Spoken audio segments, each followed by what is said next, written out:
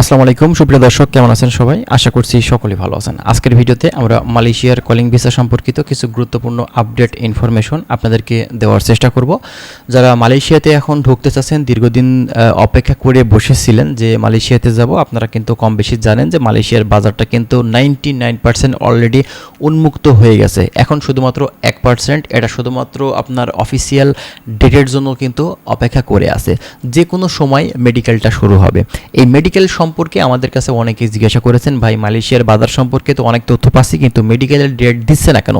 মেডিকেলটা আসলে কবে থেকে শুরু হচ্ছে? তো এই মেডিকেলের ব্যাপারে আমরা আজকে কথা বলবো। বাংলাদেশ থেকে আপনাদের করণীয়টা কি বর্তমানে, এখন মেডিকেলটা আদৌ আপনারা এখন করবেন কিনা? বিভিন্ন এজেন্সি যারা বলছে যে মেডিকেল আপনারা করে ফেলেন, তো এক্ষেত্রে মেডিকেল আগে থেকে আপনারা করবেন কিনা, বিস্তারিত তথ্য কি আমরা এই ভিডিওতে দেওয়ার চেষ্টা করব। যারা মালয়েশিয়া সংক্রান্ত প্রতিনিয়ত আপডেট ইনফরমেশনগুলো আপনারা প্রতিনিয়ত পেতে চান, সেক্ষেত্রে অবশ্যই আপনারা আমাদের চ্যানেলের সঙ্গেই থাকবেন। আমরা চেষ্টা করছি মালয়েশিয়ার বাজার নিয়ে বিভিন্ন ধরনের গুরুত্বপূর্ণ আপডেট তথ্যগুলো নিয়ে আপনাদের সাথে কথা বলার, এবং আমরা চেষ্টা করছি সঠিক যে ইনফরমেশনগুলো সেগুলো আপনারা যেন পেয়ে যান। চলুন কথা না বাড়িয়ে মূল ভিডিওটি আমরা শুরু করি। ফার্স্ট অফ অল আপনাদেরকে বলি যে মালয়েশিয়ার কলিং ভিসার যে বাজারটা, এটা নিয়ে কিন্তু আমরা নতুন কিছু আসলে জানতে পারছি। অবশেষে কিন্তু মালয়েশিয়ার কলিং ভিসার বাজারটা উন্মুক্ত হয়ে যাচ্ছে। দু একদিনের ভিতরেই হয়তোবা আমরা ফাইনালি একটা আপডেট তথ্য কিন্তু পেতে পারি এবং অফিসিয়াল ডেট পাবো কবে থেকে মূলত কাজটা শুরু হচ্ছে।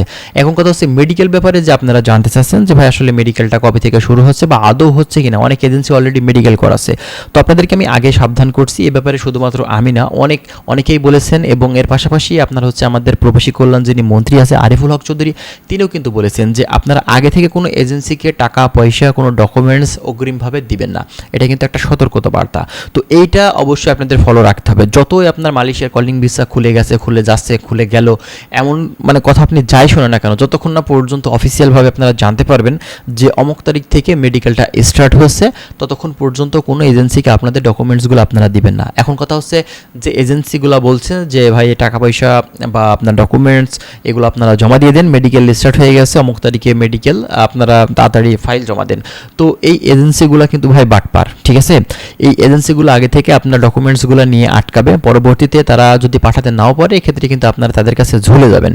আর দ্বিতীয়ত কথা হচ্ছে মেডিকেল যদি কোনো এজেন্সি আপনাকে করিয়ে থাকে, সেক্ষেত্রে বলতে হবে এটা কিন্তু ফেক মেডিকেল, কারণ এখন পর্যন্ত মেডিকেল করার পারমিশন কিন্তু এখন পর্যন্ত আসেনি। কোন কোন মেডিকেল সেন্টার থেকে মেডিকেলটা করা হচ্ছে সেটাও কিন্তু এখন পর্যন্ত কনফার্ম না। তো এক্ষেত্রে আপনার এজেন্সি, একজন দালাল, একজন এজেন্ট আপনাকে বললো যে ভাই মেডিকেল করতে হবে অমুক তারিখে আপনার মেডিকেল, তো এক্ষেত্রে আপনি কীভাবে মেডিকেলটা করবেন শিওর হয়ে? অবশ্যই এ বিষয়ে আপনারা একটু মাথায় রাখবেন যে মেডিকেলটা এখনও কিন্তু শুরু হয়নি, ঠিক আছে? তো মেডিকেলটা শুরু হবে কখন, এ ব্যাপারে আমরা দু একদিনের ভিতরেই কিন্তু ফাইনাল তথ্য পেয়ে যাব। কারণ আপনারা জানেন অলরেডি যেখানে মালয়েশিয়ার যিনি মানব সম্পদ মন্ত্রী আছে, তিনি বলেছেন যে দু একদিনের ভিতরেই কিন্তু মালয়েশিয়ার কলিং ভিসা উন্মুক্ত হয়ে যাবে, অফিসিয়াল আপডেট আসবে, তখন কিন্তু বোঝা যাবে যে কবে কখন কোন জায়গা থেকে মেডিকেলটা স্টার্ট হচ্ছে।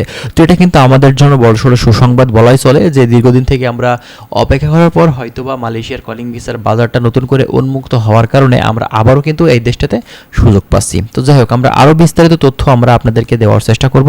তার জন্য অবশ্যই আপনারা আমাদের চ্যানেলের সঙ্গেই থাকবেন। আমরা চেষ্টা করছি বিভিন্ন ধরনের তথ্যগুলো আপনাদের মাঝে প্রোভাইড করার। ভালো থাকবেন, আল্লাহ হাফেজ।